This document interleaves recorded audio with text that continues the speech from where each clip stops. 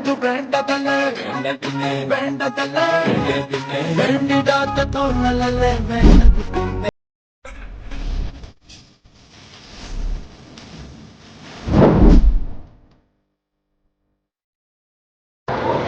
Hi, ഞാൻ guinea റീച്ചിൽ first ടൈമാണ്. So I am really happy. എനിക്ക് ഒരുപാട് സന്തോഷമുണ്ട്.